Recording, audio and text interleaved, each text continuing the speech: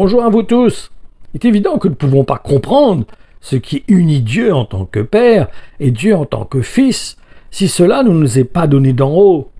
Et c'est dans ce sens que Jésus-Christ a dit à Nicodème que personne ne pourra voir le royaume de Dieu s'il ne naît de nouveau.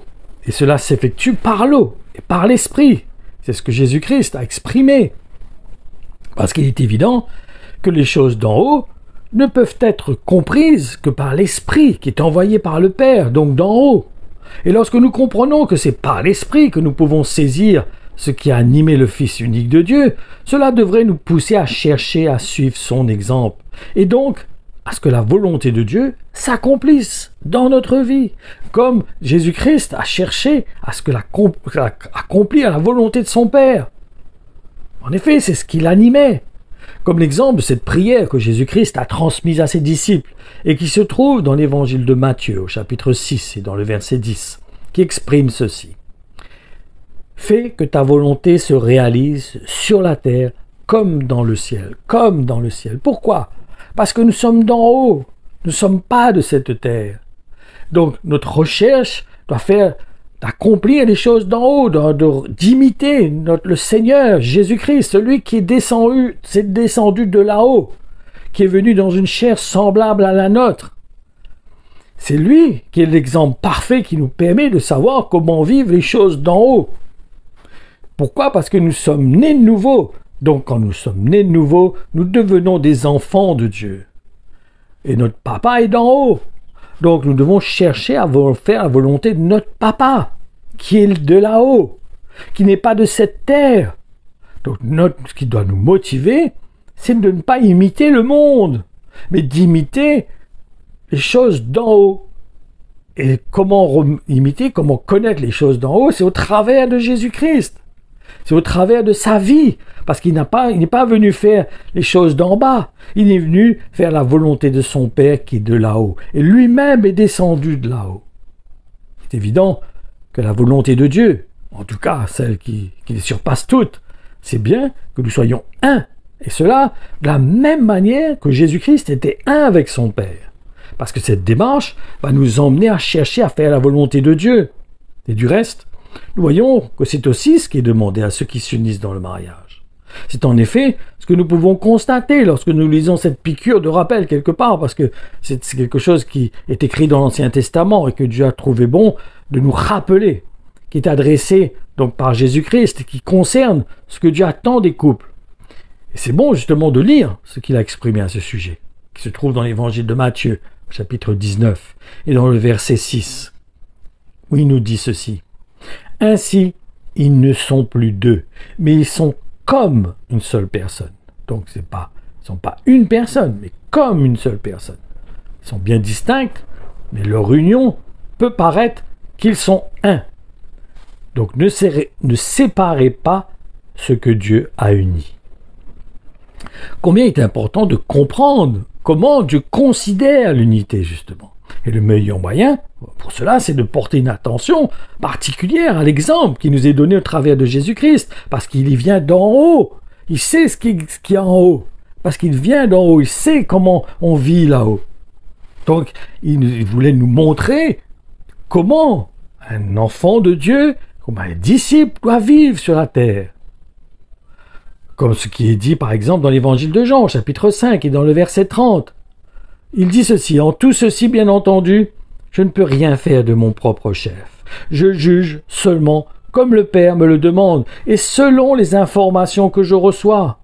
Et mon verdict est juste, car il ne s'agit pas pour moi de réaliser mes propres désirs, mais de faire la volonté de celui qui m'a envoyé. » C'est parce que Jésus-Christ a demandé ce qu'il a animé, que nous devons considérer avec crainte ce qu'il est, en tant que Fils de Dieu, bien sûr. Car c'est en effet ce qu'il exprime. Et c'est important de lire ce qu'il dit. Et nous pouvons trouver cela, ces paroles dans l'évangile de Jean, au chapitre 5 et dans le verset 23. Tous respectent le Fils, comme tous respectent le Père. Le Père a envoyé le Fils. Si quelqu'un ne respecte pas le Fils, il ne respecte pas non plus le Père. Pourquoi ? Parce qu'il est envoyé. Comme nous, lorsque nous sommes envoyés de la part de Jésus, quand nous venons au nom de Jésus, Nous ne voulons pas de nous-mêmes, nous n'avons pas une carte blanche pour faire ce que nous voulons. Nous sommes comme Jésus, nous sommes là pour accomplir la volonté du Seigneur, notre Seigneur Jésus-Christ. Pour cela qu'il dit que lorsque nous allons évangéliser et que quelqu'un nous reçoit, il reçoit Jésus. Et par contre, quand quelqu'un ne nous reçoit pas, c'est qu'il ne reçoit pas Jésus. Donc, il a dit, secouez la poussière de vos pieds quand c'est ainsi, parce que la bénédiction ne viendra pas dans cette maison. Pourquoi? Parce qu'il n'a pas reçu Jésus. Parce que nous sommes envoyés au nom de Jésus. Nous venons de la part de Jésus-Christ. Nous rendons témoignage de Jésus-Christ. Il est bon aussi de lire ce témoignage qui est rendu de Jésus-Christ, qui se trouve dans l'évangile de Jean. Mais maintenant au chapitre 14 et dans le verset 20. Il nous dit ceci. Quand ce jour viendra, vous reconnaîtrez clairement que je suis inséparable de mon Père, vivant dans une communion intime avec lui. Vous saurez aussi que vous êtes en communion avec moi, que vous vivez en moi et que moi, je vis en vous. Nous serons d'accord que Jésus-Christ est notre modèle. Il est le chemin que nous devons emprunter. Et c'est dans ce sens qu'il a laissé des directives bien précises à ses disciples, comme celle qui se trouve dans l'évangile de Jean, chapitre 17 et dans le verset 11. Il nous dit ceci, « Ainsi ils seront un, comme toi et moi, nous sommes un. » Il y a aussi ce témoignage qui se trouve au chapitre 6 et dans le verset 38, toujours dans l'évangile de Jean. « Je suis descendu du ciel pour faire la volonté de celui qui m'a envoyé. Je ne suis pas venu pour faire ce que je veux. J'ai pas carte blanche. Je fais la volonté de mon Père.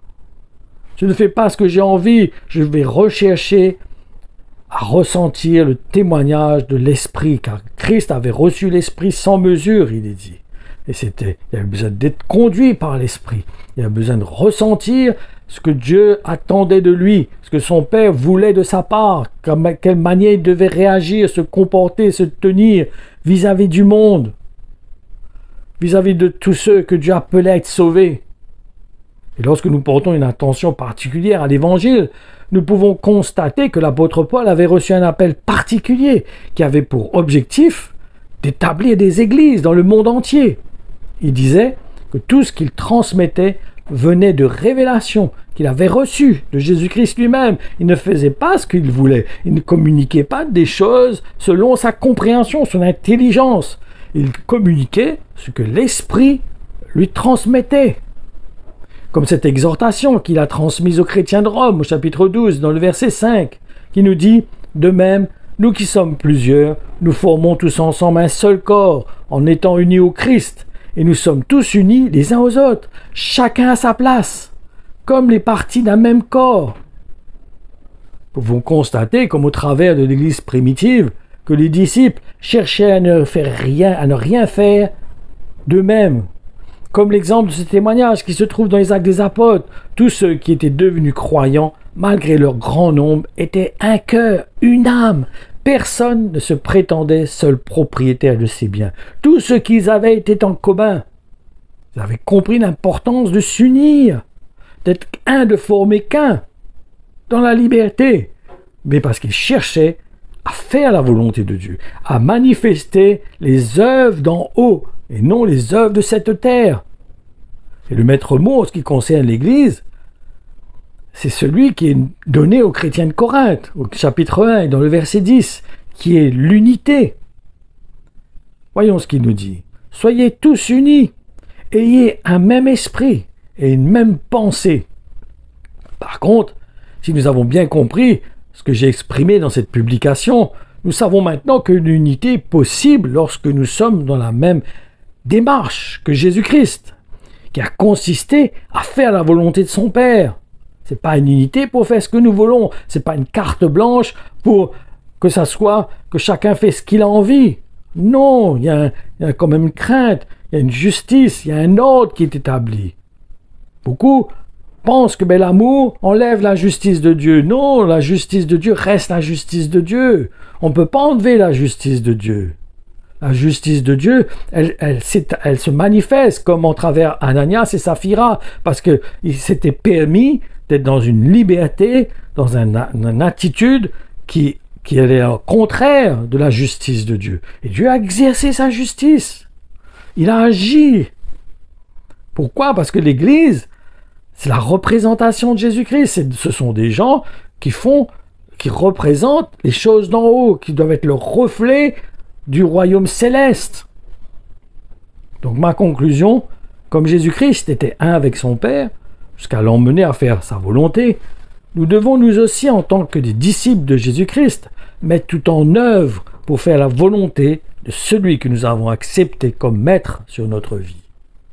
Voilà, je vous encourage vraiment à considérer ces paroles, vraiment à être attentif, à comprendre réellement ce qu'est l'unité, ce qu'est l'amour, qui n'est pas un amour où on laisse tout le monde faire ce qu'il veut, comme on a envie. Non, c'est pas ça l'amour, c'est pas ça l'amour selon Dieu. Si nous faisons ça, c'est que nous enlevons la justice de Dieu. C'est comme ceux qui disent que le salut ne peut pas se perdre. Non, c'est enlever la justice de Dieu. On ne peut pas enlever la justice de Dieu. La justice de Dieu reste la justice de Dieu. Notre vie, en tant qu'enfant de Dieu, que disciple de Jésus-Christ, c'est de refléter le royaume de Dieu. C'est de faire des choses d'en haut, non de faire des choses terrestres. Donc nous devons nous appliquer à accomplir les choses d'en haut, à suivre l'exemple de Jésus-Christ, à prendre le même chemin que Jésus-Christ. Ça ne veut pas dire qu'on n'est pas parfait, mais nous sommes dans cette démarche, c'est une marche, il dit, c'est une marche. C'est-à-dire qu'on n'est pas encore arrivé au bout de cette marche. C'est un chemin qu'on prend. Mais il faut rester sur ce chemin, qui est notre identification à Jésus-Christ, parce que lui, il est descendu d'en haut, il est venu dans un corps comme le nôtre, pour que nous puissions suivre son exemple. Il est venu en tant que sauveur, et aussi, il veut devenir notre Seigneur. Son sacrifice sur la croix nous sauve de nos péchés, mais maintenant, il faut qu'il soit aussi notre Seigneur, pour que par la puissance du Saint-Esprit qui demeure en nous, nous puissions refléter nous aussi les choses d'en haut. Que le Seigneur vous bénisse.